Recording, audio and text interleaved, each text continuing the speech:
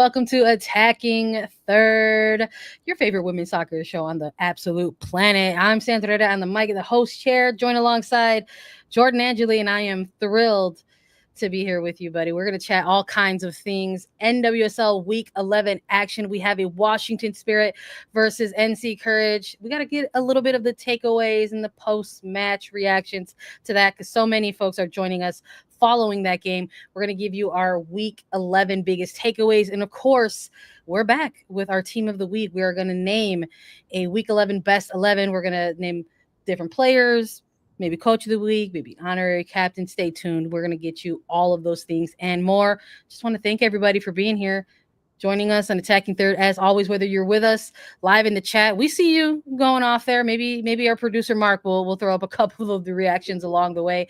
Keep dropping them in there and let us know how you're feeling about Week 11 games. If you're watching us on Golazo Network, thank you for being here. Or if you're just listening to us as a podcast, we're just happy that you're here. Jordan, I'm thrilled that you're here.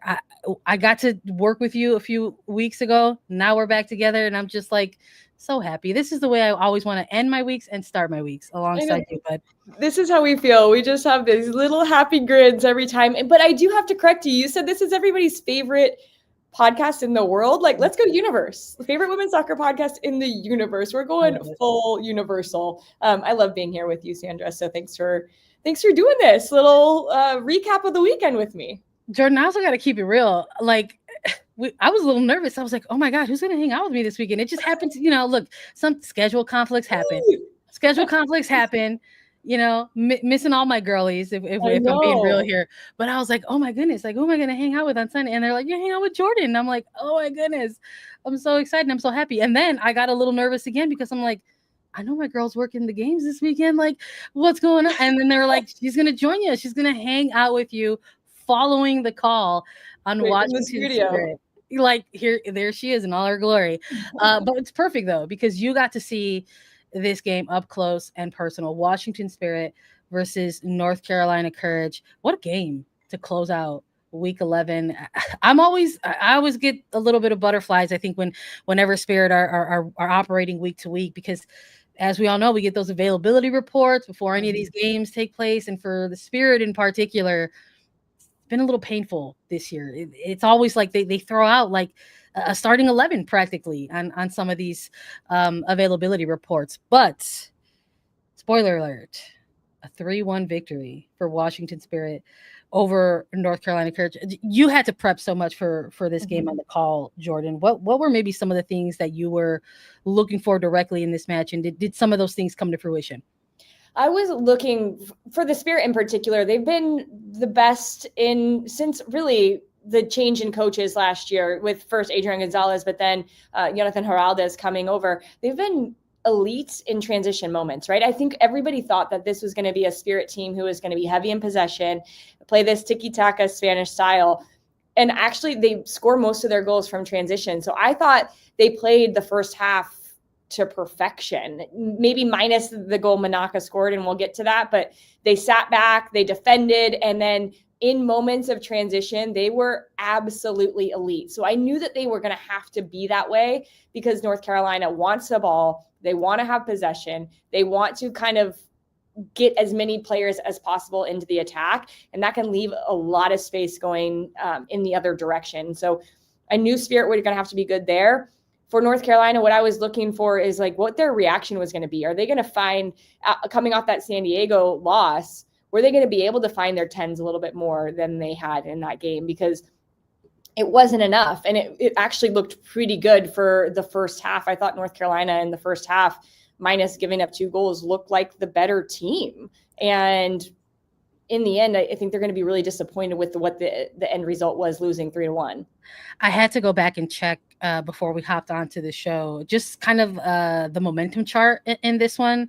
And I'm sorry I don't have the graphic for folks to share, but it's full of spikes, right? And for the Courage, it spikes, it has consistency throughout it. Like you could see and feel, and then now tracking the data, that stretches of momentum were absolutely there for this Courage side. And it felt maybe at moments, could there be a disappointment here, as the visiting side taking it to the home side, but it just you hate to boil it down to just like simplified old-fashioned soccer brass tactics where you're just like, you got to finish those chances or you get cooked, Jordan.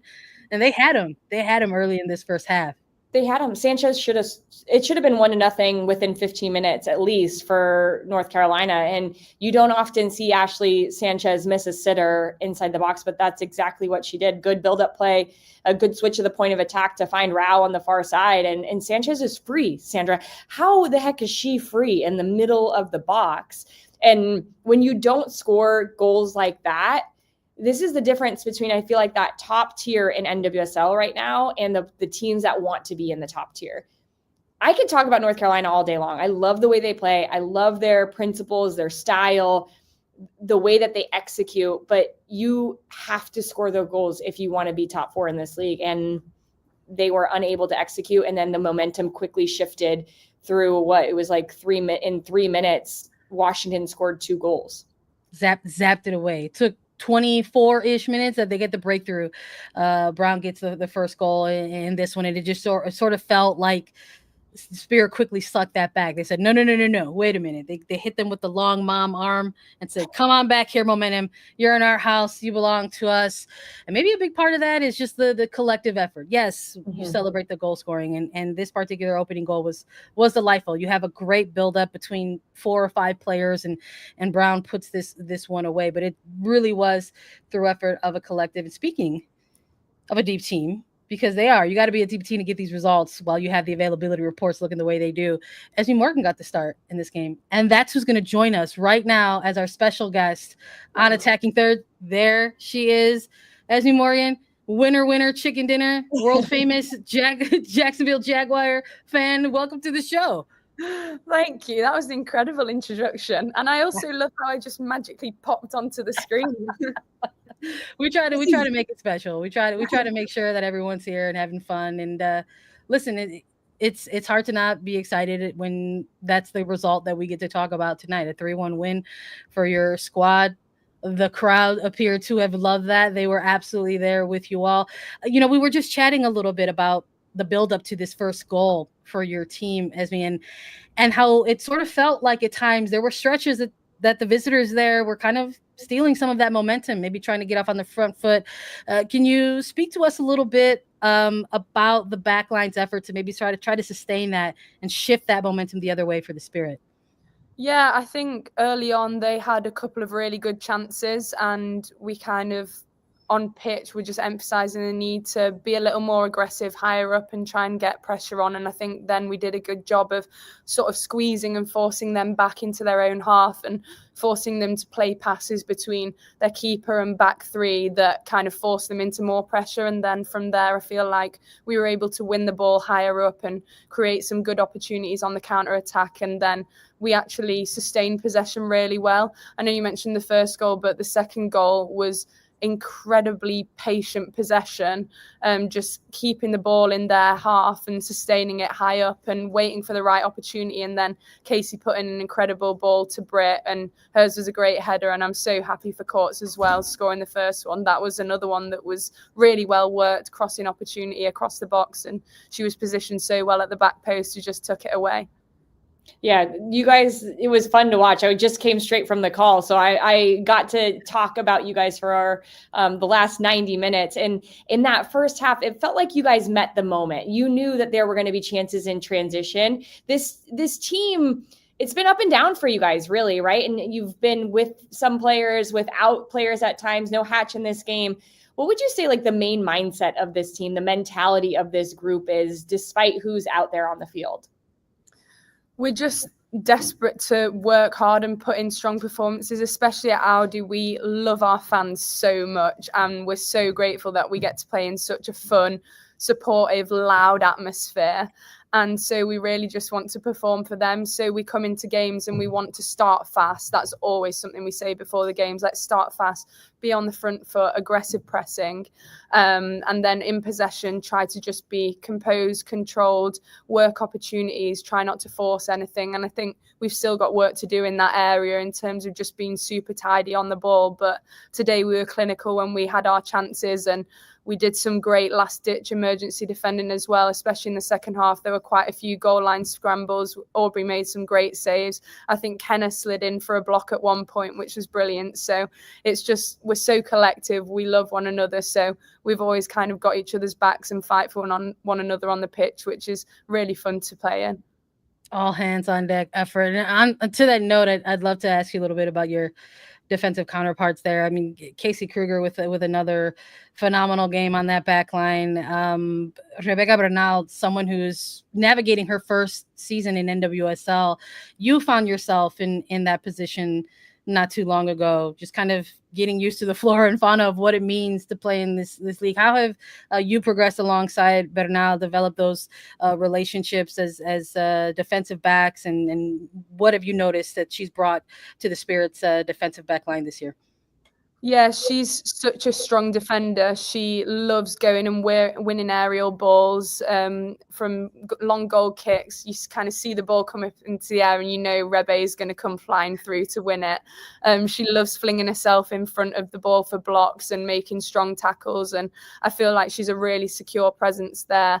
And Casey too is so experienced. She's probably the best 1v1 defender I've ever played against. I feel so confident knowing that she's going to shut down her winger, and that just allows me to kind of do my job and try and defend the box, knowing that I can leave her on an island 1v1, and the wingers done well if they get it across in past Casey. But yeah, I feel so confident with all of our backline girls. I feel like we've all got such good understanding and connection, and we communicate really well between us. So yeah, feel really secure, and I feel like we're really building and improving game to game as well, which is nice. I got to ask you about Gift Monday. One, best name in the league, right? Is it not? Like, she just kind of exudes that, right? Like, she seems like the happiest person, but she is a handful on the field. You have to defend her all the time. What makes her special? Monday's such a fun character. She's always smiling, always dancing, and she's been such a fun addition to the team. We all love her, but in front of goals, she's been so clinical. She's almost scored a goal a game, I think, which is incredible. Mm-hmm. She's just adapted so quick, and she's so dynamic. Her movement and timing, knowing when to come and show for the ball short or when to spin in behind. She has great recognition of where the spaces are, and she's such an intelligent player. And as a defender who's always kind of looking to play forward passes, that's a real joy. But inside the box, she's just so clinical and seems to find the spaces to get on the end of things. And it was a really nice diving header that she scored today. So yeah, she's such an all-round player, and I'm so happy that she's come here because she's a great person, but a great player too. Yeah, she seems like it. And Esme, we love seeing people succeed. We love seeing you succeed. Congratulations on getting your Euro call up. One, I gotta ask what that means to you, and two, where's your kitten going during the Euros? We gotta know. Thank you. Yeah, I'm so sad. I would love for her to come to Switzerland with me. But all of the teammates are going to be fighting over who gets to look after her, to be honest. She's had all of her aunties round over the last couple of days visiting and playing with her. So yeah, I'm not going to be short of kitten sitters whilst I'm away, but I'm so excited to be part of it. I missed the last Euros, but enjoyed watching it as a fan and felt so much pride watching my friends bring the trophy home and how much they inspired everyone back home in England. So I'm so excited to be a part of this tournament and really grateful for the opportunity. We love to see it, Esme, honestly. Just so many players across this league that we cover week in and week out, reaching these pinnacles of their career. So we're thrilled for you. Congratulations. And thank you so much for joining us tonight. Congratulations again on the win. We're so happy that you were able to give us a few minutes of your time post-game. Thank you, and have a well-deserved day off. Yes. Thank you. Thanks for having me. I appreciate it. Brilliant. You love to see it. I mean, Spirit, so lovely, walking away winners in this one, and just maybe you can hear a little bit of the why in that. It's interesting in the Spirit's case how they've got a number of internationals who are not only coming back into this week off of some early summer, late spring matches there for their international teams. But this just very interesting window of time for the league where they kind of got to lock back in for at least a little bit, and maybe they'll find themselves on the other end of some international duty as well, because it'll just be a couple of weeks here before there's another break for that big July window and those Euros that you just mentioned as well, Jordan. I mean, does that maybe put a little bit more weight on some of these games, you think? I think because everybody stops, maybe not as much weight, but I think you also, as a coach, I've talked to a number of coaches who are saying, you know, we want to make sure our players playing the Euros are prepared as possible. And you saw that with Esme coming out at halftime, not playing the full game. I loved that you teed up her talking about Rebecca Bernal. You knew you were going to get that in there right there, right? Huh? But also, I have talked to Laura Harvey about Jess Fishlock and Ingrid James Turner and how she wants to get them as fit as possible, but also make sure they're rested enough as they go prepare for their first ever major tournament with Wales. So I think it is an interesting time that everybody wants to celebrate these players playing in such a big tournament.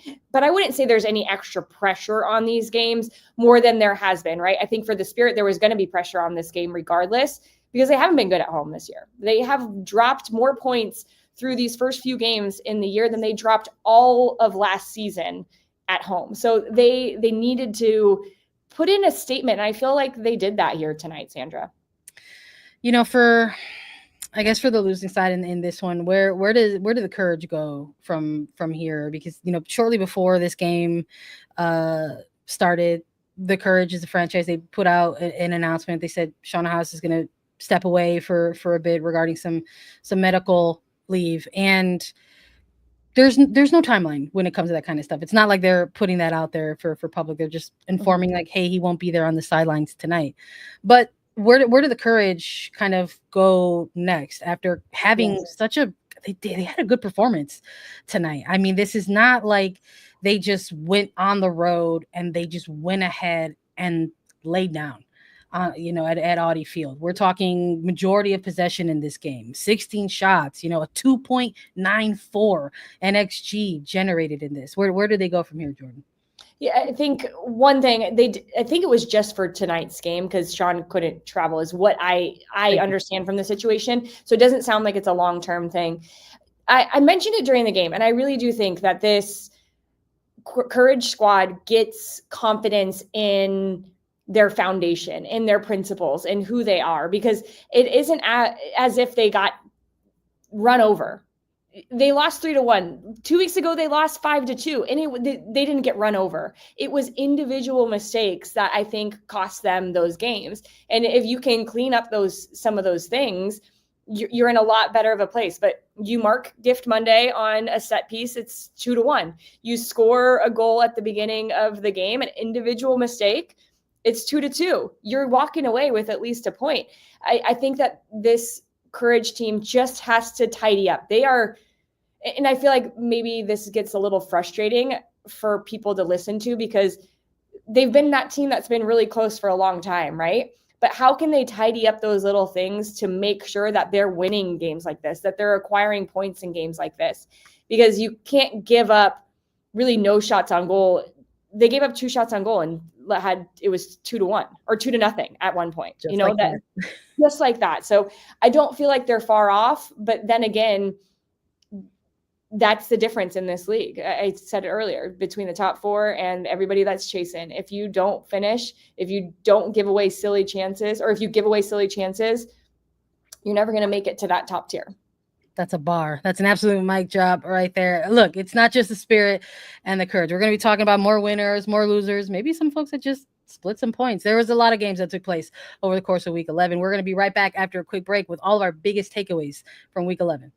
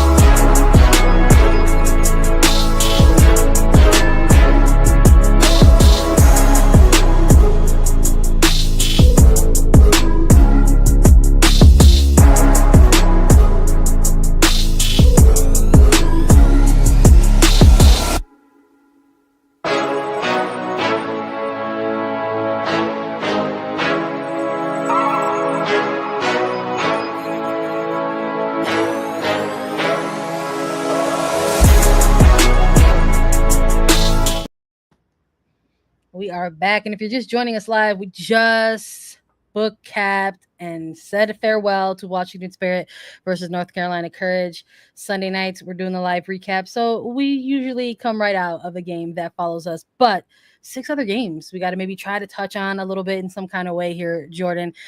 Maybe not so big, or at least not so new takeaway. Kansas City Current, pretty good. Good? Question mark? Like question mark? Good, kind of, sort of. Listen, I was a little curious at how things were going to turn out, because we have these moments where we note on this show, coming out of these international breaks, who's going to have that bump. Mm-hmm. Are there certain players that are going to ride those kind of performances that maybe they got certain experiences out of their international windows, minutes that maybe they got there, and we're going to see that maybe translate across the league. And then there's also the possibility that there isn't that bump. Maybe they win extended minutes. Maybe they need some minutes restrictions coming into this week. And I was curious for Gotham, because they had a very unique window. They came out of the fact that they're CONCACAF W champions. They went ahead and they lifted that inaugural cup. They stamped their place into next year's tournament and a place in the 28 future FIFA Women's Club World Cup. And so I was like, is this going to be a sort of turning point for Gotham? Can we see something here for them? And I was like pretty high on that. I was like, yeah, I think we might. And then I quickly got reminded, they're going up against the Current. Never mind. This might be somewhat difficult. And I know, and I'm sure on your end as well, like these coaches calls that you're on, that I sit on sometimes, you hear all of the right things from the coaches. And what I walked away with in some of the previewing of this match was that there was so much respect on both sides. You had Juan Carlos Amaros and Vlatko Andonovski talking about how dangerous the other team were and how neither of them could just sort of lay low for any singular second. And then fortunately, the way things play out here for the Current is they get on the board pretty quickly here. And it kind of feels like maybe it gets away, but Gotham, to their credit, absolutely make a game of it. But something within the lines here, Jordan, I think ends up being a bigger conversation for folks, because there was a lot of folks kind of clamoring a bit about officiating or lack of calls or whatever type of calls going any other way. And for this game, I'm curious, because on the CBS broadcast, we had our other great friend and colleague, Christina Uncle, get on the horn and kind of break things down. And I just wanted to get your reactions to that. Yeah. So we're talking about the call of Esther being offside, correct? Yeah. On that would have been game tying goal. Yeah. I was really thankful we had Christina Uncle explain why it was the correct offside decision, because it is a nuance to the offside rule that I don't think I even knew about. And if you didn't listen to that, go back and listen, because it's on CBS social, Galazzo socials, probably Attacking Third social. I just felt like she explained it really well because of where Esther was when the ball was served. It actually changed the defender's positioning, et cetera, et cetera. It was offside. And I think that's difficult. You know what? I love people chirping about referees. And if you're a referee, you have to expect it. But this is, I think we want and we hope for this game to be perfect and VAR to take out any of the incorrect calls that may happen. But in reality, like, it's still humans doing a job. Yeah. And there's going to be things to talk about. And I like that there's things to talk about, even if it is this little nuance to an offside rule that nobody knew until it actually plays out in the game. No, 100%. For the Current, it's their 4th win in a row. It gives them a 5-point lead in the table. And they're putting together these performances, whether they're at home in their home crowd or if they're on the road, which I think for them coming out of this international window, hearing Vlatko Andonovski speak a little bit in the pregame availability, that was a big kind of factor for them. Kayla Sharp will kind of echo those sentiments as well, that they want to make sure that they are the same team that they are at home, entertaining, good in front of goal, Yeah. in the back, but doing that on the road as well, making sure they're getting those quick starts when they can, when they are the visiting side. And that absolutely happens for them. They checked off those boxes here against Gotham. Totally. And for Gotham, it's not as fun of the stats coming out of this game. This loss to the Current also means they've only got one win in their last 6 matches. And when they're walking away out of this game with a goal, it's an own goal by way of Kansas City Current. And so it's like they don't end up really getting anything to kind of show for it, even for their efforts throughout the game. I thought there were a lot of good individual standout performances. I thought Mandy Freeman was putting together some really good things for them on the flank. And despite kind of seeing some of these nagging and lingering injuries along the way, we saw Mitch Purse go down, unfortunately, Ella Stevens as well. But then on the other side of that coin, you get to see a return of Rose Lavelle. So for Gotham, with one win in their last 6 games, where do they go from here, Jordan? I think first off, like it's gonna happen in the attack. Like they're gonna figure that out because they've had so many injuries and so many players coming in and out of the mix up top. I think right now it is a little too individualistic because the players don't know each other well enough in the attack, right? You're bringing in Purse, you're bringing in Stevens, sometimes Jace is starting, right? And they're kind of getting to know the nuances of everybody else around them in the attack, which takes a little bit of time. But the thing for me that is different than Gotham we've seen under Juan Carlos is they're leaking goals. This is a team who hasn't been solid defensively, and they have in years past. And so how do you hone in a little bit on that? Is it because they're not playing with traditional outside backs and those center backs are out of position? And so when they do go forward, they're actually giving up more space in behind and can't cover that space as well as maybe a traditional outside back could. I don't know what the answer is. Is it the midfield, right? And you're playing either Torres or Martin or Howell, who are 3 very similar players. So you actually don't have as much possession as you used to. And now you're relying on them to cover ground defensively. I don't know the answer. I am not Juan Carlos. I don't have to figure out the answer. Yeah. But I think that's where you start. You start with saying, all right, 0-0 then. Like if we're not going to score, we are not giving up anything.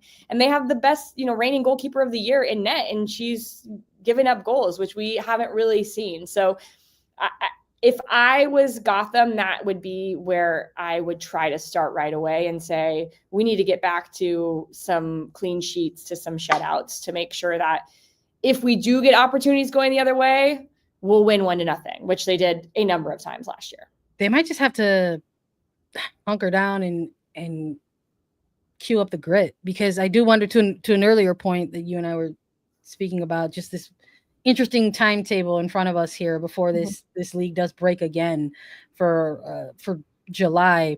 Maybe it's just about getting to that next point to where you can have some time for your players, the ones that you want to try to get a little bit of rest and recovery, and maybe that will kind of help them turn the corner a little bit. I just think it was a little bit interesting for me to see. I'm like, yes, lifting this inaugural cup is going to absolutely propel them. And again, similar to the Courage, I was impressed by stretches of their play, but just the team in front of them were just so good. And again, I'm sure adding to the frustrations a bit, having those peculiar moments of VAR and officiating. And that wasn't the only game where we came out of this and having this be a talking point. I mean, you were also on the call for Angel City in Chicago. And this is a game where it ends up splitting the points. This isn't a game where you have a winner or loser, or maybe a team feels better about the draw than the other. I think maybe for Chicago, there's a lot of silver linings there to take out of that particular game. But for you on this call, did it ever boil down to saying, like, yes, this particular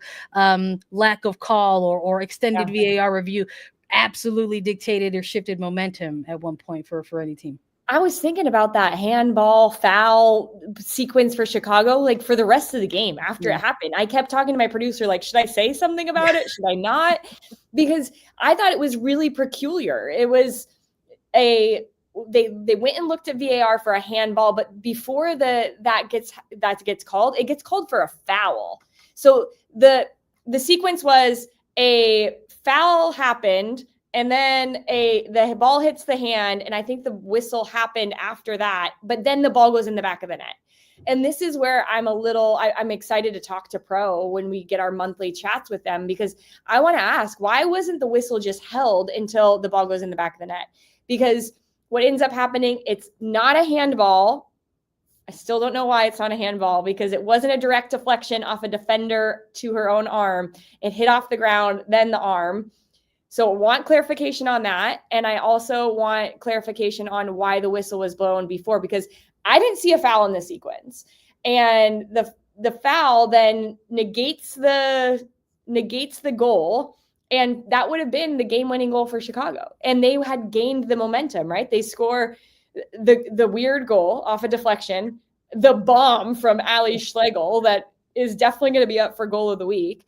And then they get this opportunity and they think they're going to get a penalty. And then if it's not a penalty, the ball goes in the back of the net and the whistle was just blown early. So that's the controversy that I think really happened to this weekend, is just the timing of that. But I'm going to go back to what I said first, Sandra. I love these things. I love being able to talk about these things. And because if anything, we're going to learn something about why it was called that way. But also, I think Chicago is going to feel hard done, because that would have been a massive 3 points for them. It would have been huge. And it would have been something to show for kind of the whole squad, their new interim head coach, the coaching staff that is still there, still present.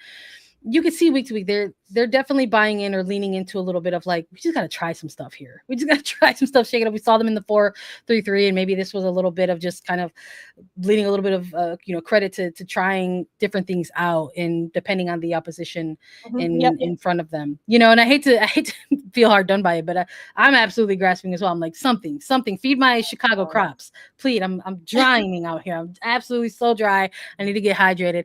And it was a lovely game to see kind of some of the X's and O's, and to see the roster, Chicago's roster, be able to kind of just go out there and execute the things that they were assigned. Yeah, the end of the game was a little wacky, so we didn't get to actually share this. But Sandra, I dug into this game because I'm thinking, is this the worst start? The Chicago Stars team, is this the worst start in NWSL history? Well, I had to go to my favorite Jen Keeper Notes, Cooper, and have her really find me some stats. So it's actually the 6th worst start in NWSL history. Ooh, out of that top 5. I know. Worst start is Seattle in 2013. First year of the league, 0-9-1. What happened that second year? They end up winning the Shield. They get one Kim Little to help them transform their club. I'm trying to think. Sorry, in second place is Sky Blue in 2018. They went 0-8-2. And who did they get? They got Sam Kerr. Yeah. And that changed their trajectory. So this is what I was hopeful to say this on the broadcast, but Chicago, terrible start. I think everybody can say that. Sam Staub said that, but this team is some reason still really united and really like each other in the midst of what has been a really difficult start. But it doesn't take that much to turn it around. We saw Kansas City 2021, 0-7-3. 2022, they made the finals. Yeah. I just feel like you have to find some silver linings here if you're Chicago, but you got to go make the changes too. And I think that is where the difficulty comes, and probably the frustration for you and Stars fan is like, are they going to do what they need to do to turn this around come 2026? Well, maybe not this season, but maybe for 2026. We'll see. In the meantime, you got to take what you can get. And I liked what they were bringing on the road against Angel City coming out of week 11. We also got to give some love to Racing Louisville. I think they are also on a bit of a hot streak themselves. Just, 4 wins in their last 5. No big deal. They really kind of I love the Friday night games because they're the ones that set the tone, and they absolutely were bringing the chaos. And kudos to Utah Royals, who were on the other side of that, the losing ending side of that. But I have to wonder, Jordan, is this the part of the season where they find themselves in a good streak here? They're putting together wins. They're putting together consistent performances back to back. Is this the year where we're finally going to say they're figuring it out? Like they're going to be playoff contenders? Or is it still like in that strange part of the season where you're just like, nah, you want to see more? well, they're sitting in 6th right now. So I think they're feeling pretty good about the current run. I think this Louisville team has a belief in themselves that I don't think I've seen from these past teams in Louisville.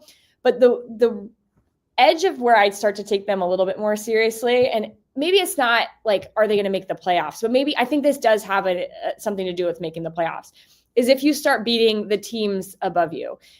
If you get results against Spirit, if you get results against Orlando, Kansas City, San Diego. Now, I'm not saying wins, I'm saying results, because if you look back at the games that they've played, they didn't get a result against Washington, not against San Diego.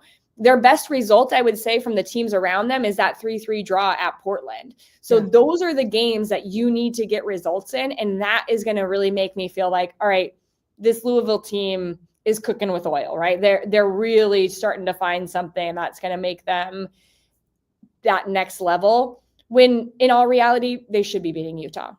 And it came close, right? Utah was in the game for a lot of this. So I think that is the differentiation factor for me when it comes to this Racing squad. I want to see how they look coming out of that July break. Yeah. And then I'll feel a little bit differently. It just gives a little bit of a deja vu for me. This Racing side, they had a little bit of a streak going in a similar stretch of the season last year. And yet when that official second half of the season kicked in, they themselves also couldn't kick it into gear. We had a poll in the chat just to make sure. We wanted to let the people get their say on this as well. A whopping 68% say yes, this is going to be the year for Racing Louisville. I love it. 68%. 32% say no. They still are like me. They're cautiously optimistic. They want to see a little bit more. Got to give shout outs to Orlando Pride out of this weekend as well. What a gritty grinder, nearly a scoreless. It was a scoreless game for 90 plus minutes. Corey Dyke at the death, getting the game winner. You got to feel for Abby Smith in this one. Showed it in the body language as well. Just absolutely gutted to see this ball go through the net. But you got to give props where props are due. An incredible game on her end as well. And congrats to Corey Dyke, first professional goal as well. And that was a bit of the theme. 5 goals scored in the 80th minute or later, including 3 that were game winners out of week 11. The NWSL, you love it. This is part of what makes this stay to the last second. You can't miss a single second, not even the 7, 8, 9, or 10 extra stoppage minutes that you're seeing out of these games. And I think quick kudos as well to Bay FC for again another nail biter. These kind of 1-0 wins for a couple of these teams. Bay FC going ahead and getting their 3 points, pretty crucial for them as well, because I think maybe next to Louisville, a team for me that I wanted to see a little bit more from as well. And that's not an easy team to go up against right now in Portland Thorns. And I have a feeling when we talk about our best 11s, Jordan, we're going to take the opportunity to maybe show some love to some of these teams and the individual performers across their roster. Stick with us after a quick break. We're going to talk about Attacking Third's best week 11 team. Stay tuned.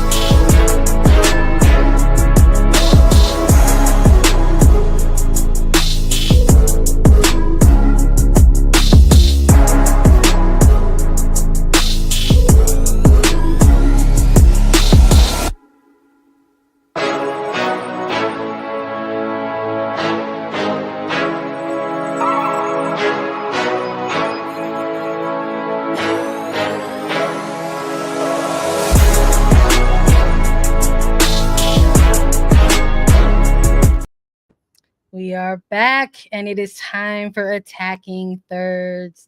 NWSL Weekly Best 11. This is going to be interesting because it's just me and you, Jordan. We don't have a third. It's just like maybe it might just be like vibes in this one. Okay. We might kind of like build it as we go. Work it up. We'll do the best we can do right here. I feel like this is good. You know what? And I think just because even though it's just two of us tonight, I just have a feeling we might have some crossover. So this one might be a little bit easier to build. Would you like to start with the forwards, or do you want to start from the back and flesh this one? Let's start with the back and build up, All right. So this is who I've got in goal, and I'm curious if we have similar here because it came down to two for me. Okay. But I'm going the way of Claudia Dickey.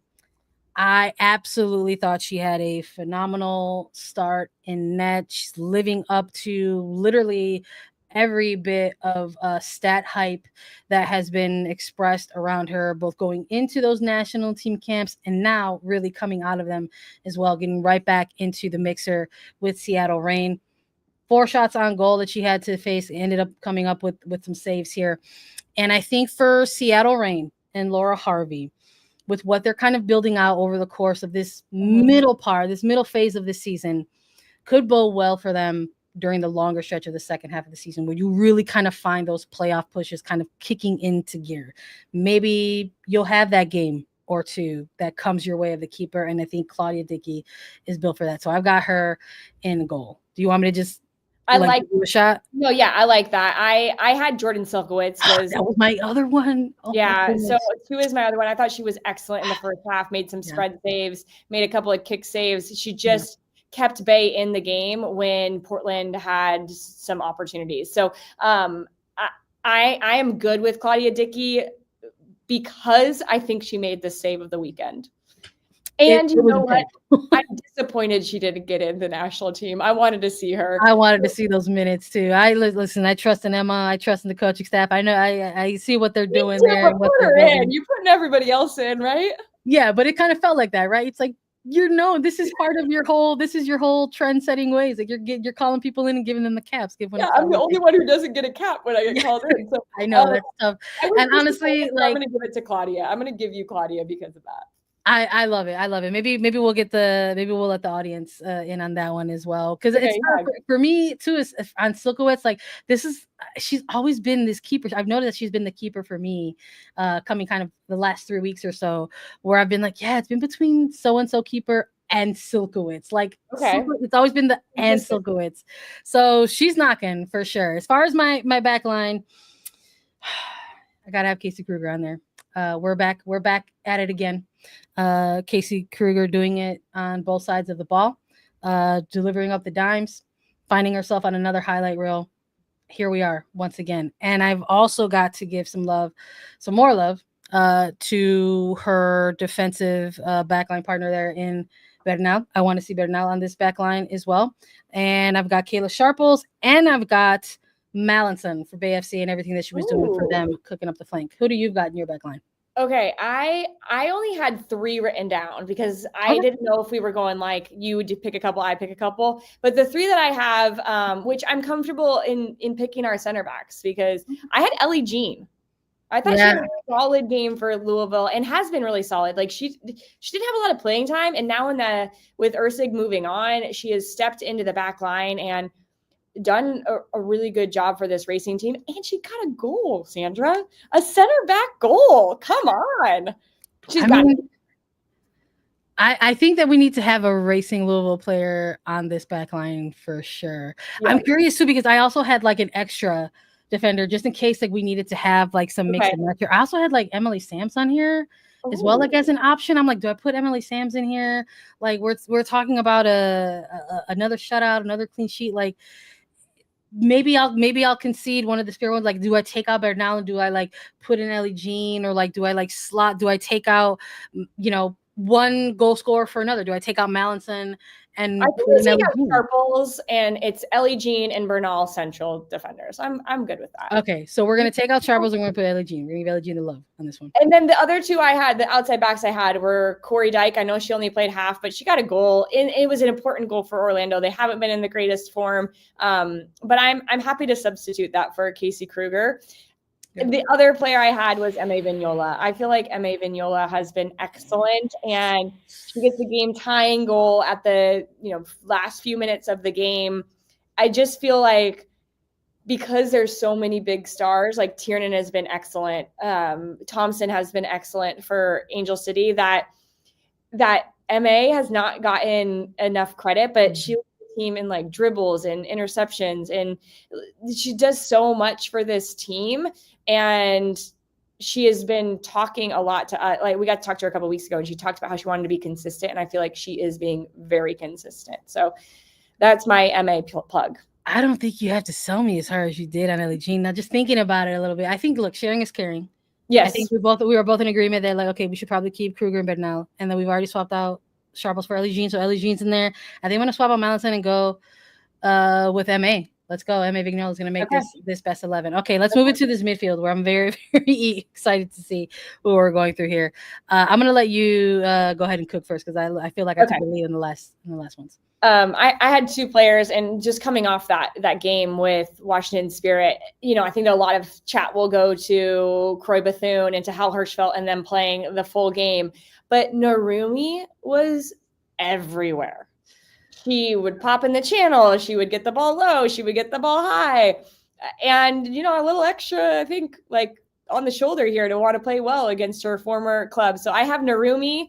And then I got to go with my fellow Santa Clara Bronco with bangers only, Sally Menti in Seattle, or in San Diego, winning for Seattle. She hadn't played a full game in like 7 months, and she just comes in and makes it look like it's no big deal. So I'm going Sally Menti. Those are the two that I picked. So okay, well, you will be maybe not so surprised to know that I 100% have Sally Menti in my midfield. 100%. I loved watching this player go, and then like just going up against San Diego as well, like a team that is kind of just like pulling the wool over like other people's, like just like letting them know like we're here to compete. This sure this was supposed to be a rebuild year, but these players are out there taking it to the opposition. They are not an easy team to go up against, and you've got Seattle Reign, Laura Harvey putting in players, getting them their minutes, getting them their experience, and then they're like just delivering it. So I absolutely had to have